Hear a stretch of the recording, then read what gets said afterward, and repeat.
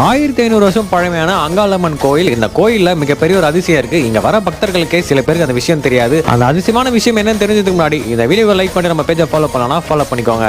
மயானகோலைக்கு ஃபேமஸான அங்காளம்மன் கோயில்ல இந்த அம்மன் மட்டும்தான் மயானத்துக்கு போயிட்டு ரிட்டர்ன் ஊருக்குள்ள வரக்கூடிய ஒரே அம்மன் இவங்க தான். இந்த கோயில்ல ஒரு சிறப்பம்சம் இருக்கு. இந்த கோயில் பேக் சைடுல இருக்க புத்து கோயில்ல ஒரு வேப்பமரம் இருக்கு. இந்த வேப்பமரம் தான் இந்த கோயிலோட தலைவிருச்சமே.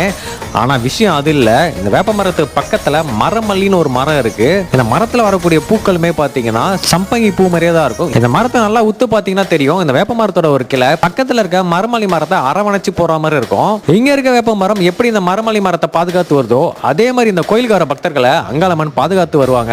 இந்த கோயில்ல இது மட்டும் இல்லாம ராகு கேதுக்கான பரிகார பூஜைகளுமே நடக்குது. இந்த கோயில் எங்க இருக்கு அப்படின்னா செங்கல்பட்டு ஐ ரோடு அப்படின்ற இடத்துல தான் இருக்கு. நீங்க கூகுள்ல அங்காளம்மன் கோயில் செங்கல்பட்டு டைப் பண்ணாவே போதும், கூகுளே எக்ஸாக்ட் லொகேஷன் கொடுத்துரும். இவ்வளவு சக்தி வாய்ந்த கோயிலை மறக்காம உங்க ஃப்ரெண்ட்ஸ் ஃபேமிலி மெம்பர்ஸோட விசிட் பண்ணுங்க. தெரியாத நிறைய பேருக்கு இந்த வீடியோவை ஷேர் பண்ணி விடுங்க.